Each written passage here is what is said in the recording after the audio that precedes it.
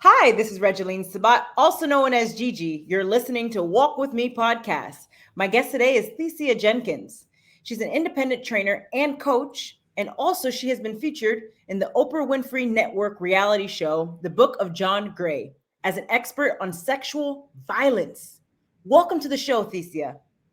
Hi, how are you today? Fantastic. It's such an honor to have you here today. Now, why don't you start off by telling us more about you and where you are from? All right, Gigi. Well, I am here in the great state of Texas. I live in Houston, and for the last 6 years, I have had the amazing opportunity to work in the field of domestic violence.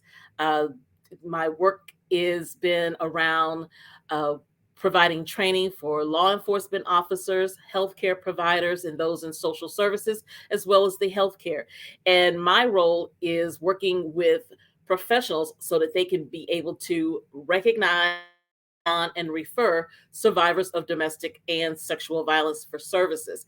And along the way of doing this work, about maybe 10 or 12 years ago, I began also to do some independent consulting and training around emotional intelligence and other leadership skills. Because in working with survivors of domestic violence, when I first started doing this work, I actually came on board with a shelter to provide job readiness training for survivors of domestic violence. And in doing that work, I realized the importance of self esteem, self confidence, self efficacy. As I continue to work with the survivors, I recognize how important it was to be able to show up and to sell yourself as far as being able to get a job, being able to be confident and starting your life over after a major setback. And so I began to do training around emotional intelligence, and then began to branch out and do some training and consulting with other nonprofits to provide leadership training for their staff. So that's, in a nutshell, that's really about me. And I have a quote that I love, and it's by Ruby Payne, and it very simply says that no significant learning occurs without a relationship. No significant learning occurs without a relationship. So I'd like to think that the last 26 years of my work around violence against women, preventing it and intervening, and the work that I do with working with other nonprofits and law enforcement with their leadership development is really about creating relationship. That is absolutely incredible. Now, you mentioned domestic violence. Let's talk about domestic violence for a moment. When you and I chatted behind the scenes here, we spoke about the power and control wheel. Can you tell us a little bit more about it? Definitely. And just as a side note for those who are watching and will watch the replay, October is Domestic Violence Awareness Month. I believe most people, when we ask what is the significance of October, we automatically think about breast cancer, which is extremely important. Also, there is another issue that impacts women's lives, and that is domestic violence. So, October is Domestic Violence Awareness Month. And the power and control wheel that you see here is a tool that was created by the Duluth Project out of Duluth, Minnesota. And the whole purpose of this is that this is a tool to help people to understand what domestic violence is about. Often, when we think of domestic violence, we think of someone who has been physically assaulted. So we think about black eyes and broken arms and things of that nature. However, here is the reality: is about 1 in 4 women on a national basis will experience domestic violence in their lifetime, and about 1 in 7 men will experience domestic violence in their lifetime. And many of those individuals will not be physically assaulted. However, they will be trapped in a relationship. And many times people will say, well, why doesn't she just leave? If I had a dollar for every time I heard that, I'd be a billionaire. Um, so the power and control wheel really helps us to understand the dynamics of what is happening in an abusive relationship. And so, very briefly, there are 8 tactics that abusers use to gain power and control. And that's what domestic violence is really about. Domestic violence is a pattern of behavior used by a person in an intimate relationship to gain power and control through the use of verbal and emotional abuse, sexual abuse, and yes, physical abuse, and even spiritual abuse. So, just very briefly, what you see here with this power and control wheel, power and control is at the center of it, correct? And then it is surrounded by these behaviors, tactics that abusers use to gain power and control over the victim in that relationship.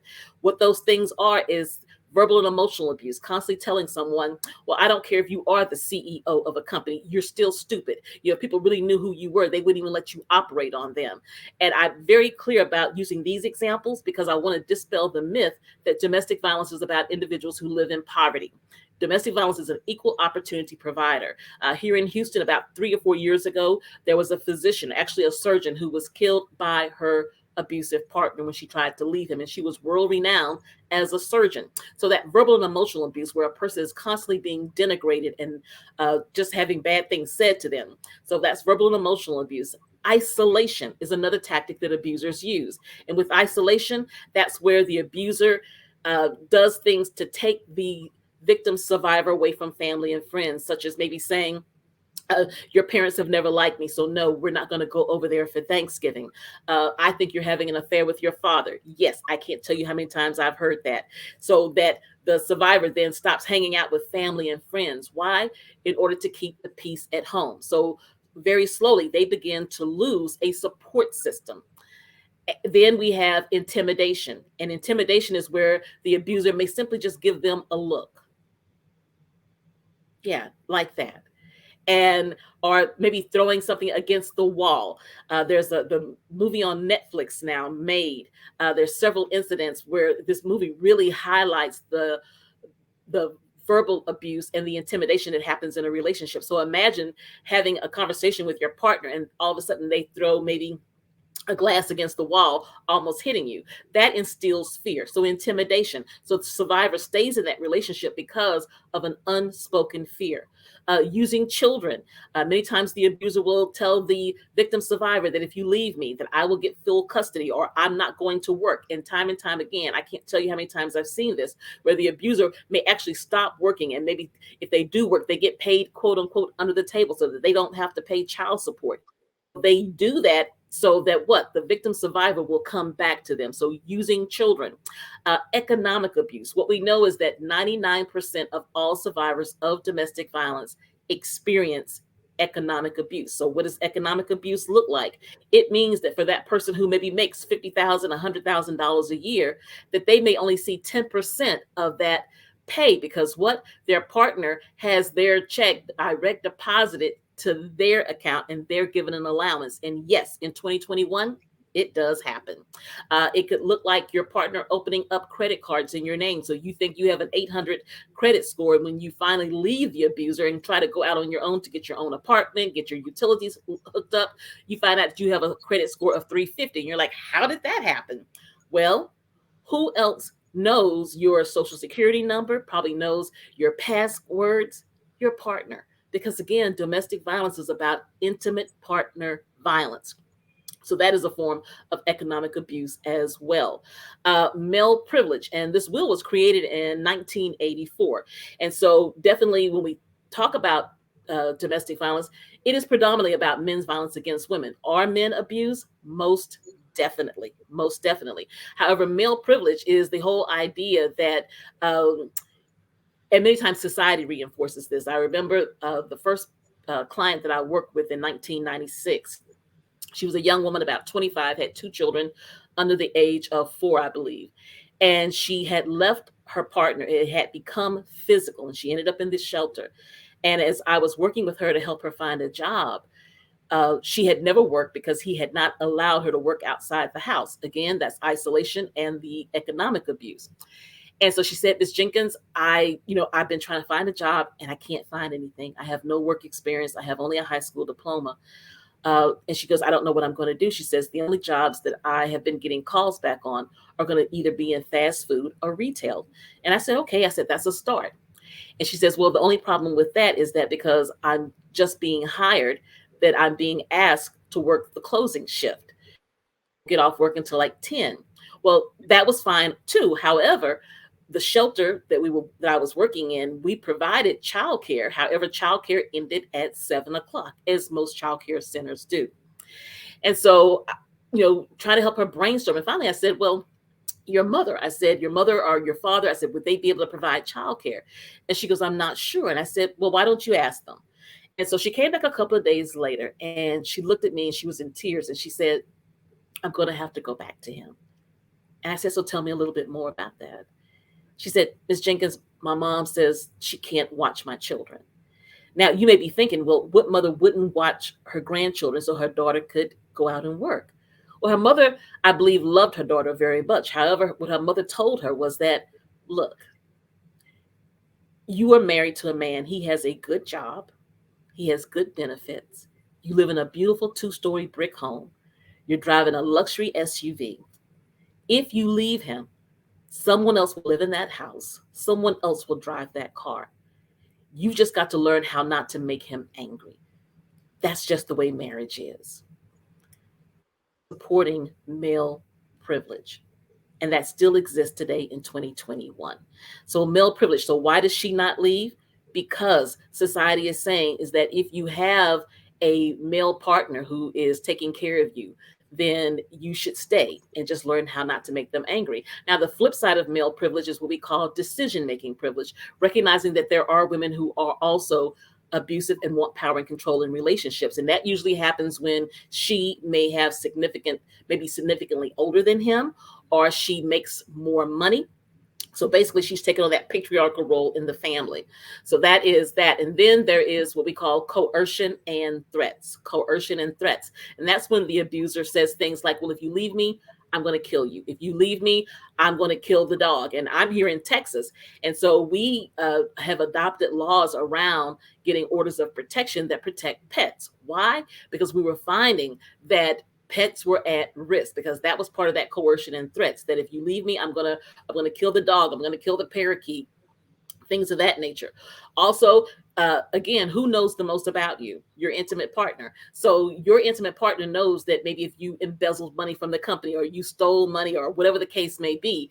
And so they may come at you and say, well, if you leave me, I'm going to call your boss and tell them that you did XYZ, or, I'm going to tell your family, I'm going to send videos about our most intimate encounters. And I bet they didn't think you did stuff like that. So that's also a form of coercion. So why does she stay? Why does he stay? Because they are afraid, because the abuser has information on them that they would almost literally die of embarrassment about. But the number one is when someone is told that if you leave me, I will kill you. And that is huge. That is huge. Because here in Texas, from our 2020 report from the Texas Council on Family Violence, what we know is that there were 228 homicides related to domestic violence in 2020 here in Houston, in Texas. And in Houston, Harris County, there were 37 homicides last year. And last count for 2021, I believe we're already up to about 27 or 28 homicides related to domestic violence here in Houston and the surrounding Harris County. So that is a kind of a summary of the power and control wheel, and hopefully helping people to be able to understand or comprehend why she or he is staying in the relationship. And if you read through this power and control wheel, and you can simply go to Google and put in power and control wheel, download it and review it. And what you will notice is that there's no physical abuse in any of these examples. So to me, that is truly domestic violence. That when it gets to the physical, that's a physical assault. But here's the reality is that in many relationships, she or he is staying in that relationship because they don't have a support system. Their self-esteem and self-confidence has been basically demolished by the abuser. They're afraid of losing their children. Economically, they may not be able to make it. They are living by gender socialization rules that say that if you're a woman, then you need to stay put. And that's just kind of the way it is. They are afraid of being killed, or they're afraid of their partner killing themselves. So those are reasons many people stay in an abusive relationship. That's right. And what are some ways that you believe individuals can intervene early on to prevent domestic violence from happening in our community? That's a great question, Gigi. At this stage in my career, 26 years in, I am so committed to primary prevention, because we have all of these amazing services. And you can say the movement got started around 1978. And so here we are about 4 decades in. There are some great intervention services. There are some great things that are happening for survivors of domestic violence, especially in the aftermath of this pandemic that we're in. There's all types of great transitional housing programs, and things of that nature. However, wouldn't it be great if we never had to build or fund another transitional housing program, because domestic violence no longer existed? So ways that we can prevent it is looking at gender socialization. And when I talk about gender socialization, I'm simply talking about that for that little girl who is growing up, uh, helping her to understand the power that she has. In many cases, you know, as girls are growing up, they are taught that they are to get grow up and get married, and marriage is an amazing thing. I am married. I believe in marriage. I believe it is a great institution. However, apart from, doesn't make you any less.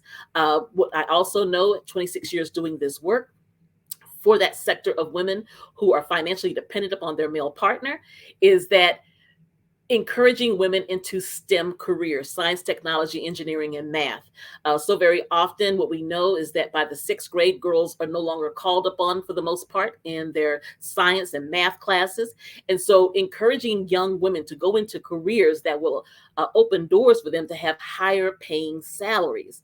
Also with our males, I've done work in the schools with young men, and here's the thing is that I believe that without even intentionally doing it, we actually socialize our men, not to say that we socialize them to be violent. However, we don't socialize them to be in relationship. We reward them for being stoic. We reward them for how many sexual conquests they have. And so therefore we create a mindset around power and control. So one way to do primary prevention with that is teaching our young men about conflict resolution and how to resolve conflict without coming to blows, without having to push someone, shove someone, cuss someone, that there are healthier ways to do conflict resolution. Also, encouraging our young men to be more empathetic. I believe that those are just some strategies in which to do primary prevention. Absolutely amazing. And I agree 100%. Now, can you tell us more about I Am Bold LLC? I Am Bold LLC, and it was formerly known as Bold Profession Seminars and Consulting. As I said, I've been in the field of domestic violence for 26 years, and about 12, 14 years ago, doing this work, people started calling upon me to do things outside of the realm of domestic violence, to come in to do leadership training. And so I started my own independent training and consulting company, and most recently changed it to I Am Bold. And the BOLD is an acronym for becoming self-aware, owning your actions, leaning in and listening, and developing and nurturing relationships, which is the focal point of emotional intelligence. I am a certified emotional intelligence practitioner, and I really believe in the EQ.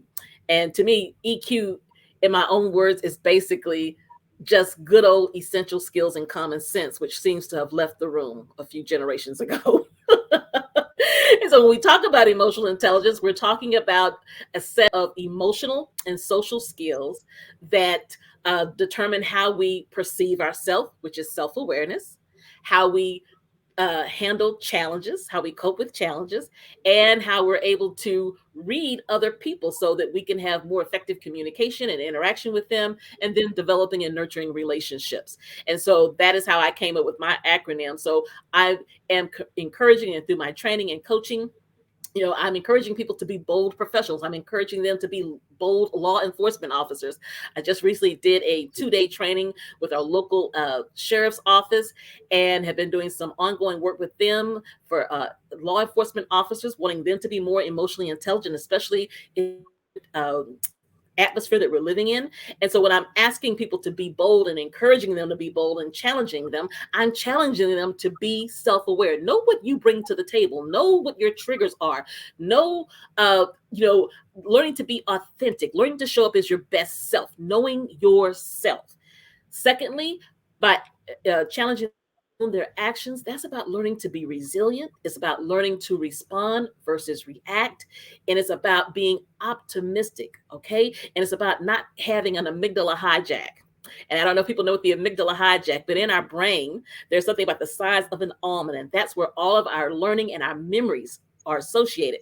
Because if I was to ask people about what do you remember about 9/11, or what did you feel on 9/11, even though here it is 2021, people will tell you exactly where they were and what they felt.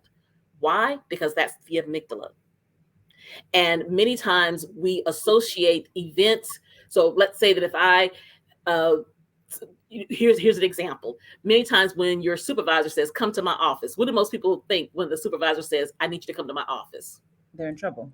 Exactly. That's the amygdala at work. Because think about it, as children, when we were in school, if you went to the office, you didn't go to the office to get accommodation, right?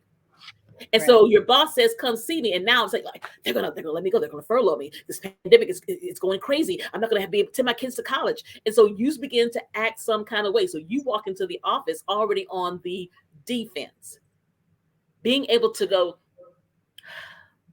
let me own my actions. Let me reframe this. Maybe they're going to give me a promotion. Maybe this is something good.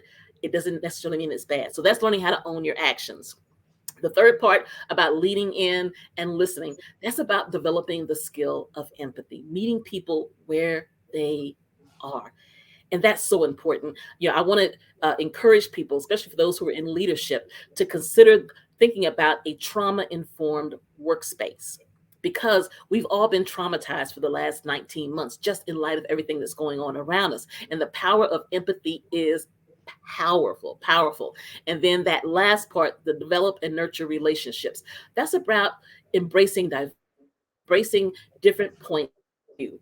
And I believe that that is something that as a nation that we must come and learn how to do that. That there is more than one way to see an issue. So that's I Am Bold. Great point. And can you tell us more about your book? Yes, yes, yes. Just released, hot off the press, Equipped to Lead the Extraordinary Power of Emotional Intelligence.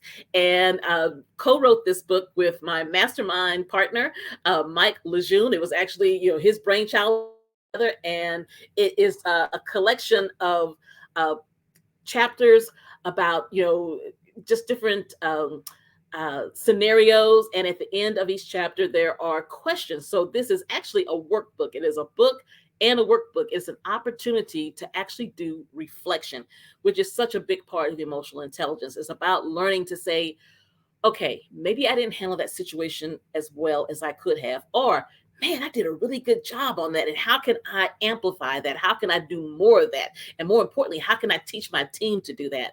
So definitely want to encourage you to look into this. So again, it's Equip to Lead.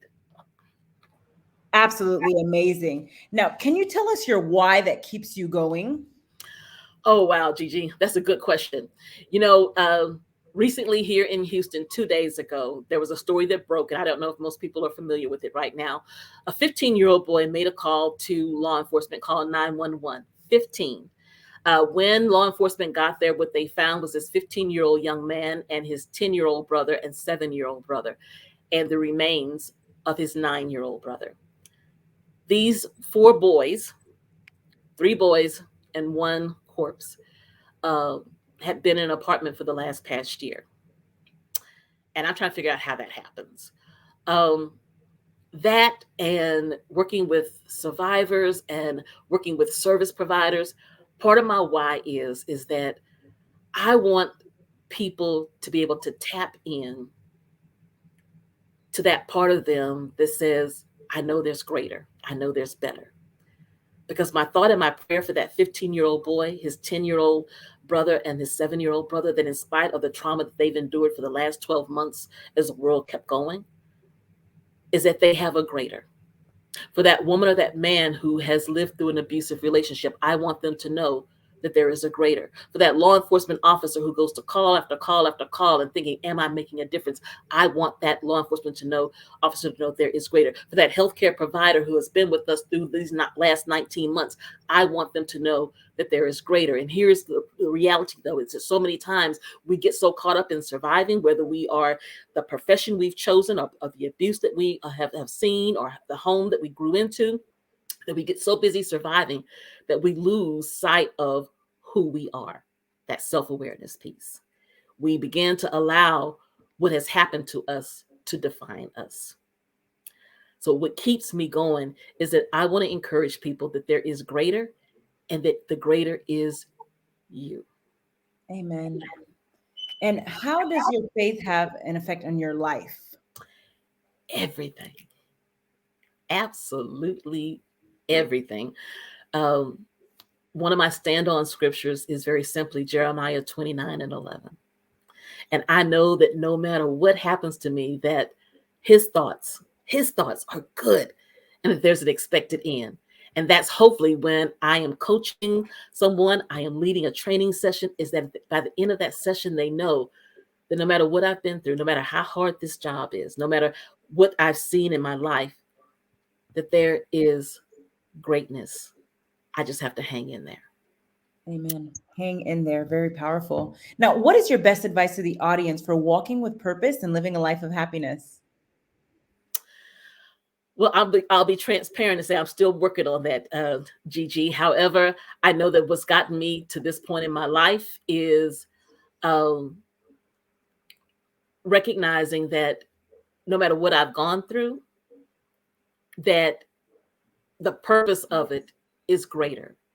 That because I have made it through uh, relationships that were not the healthiest, because I've made it through a layoff, because I've made it through supervising people that uh, in their mind probably thought they had more education than me, but however, I was the one in the leadership seat, that if you just continue to believe in yourself, and that can be challenging, believe in yourself.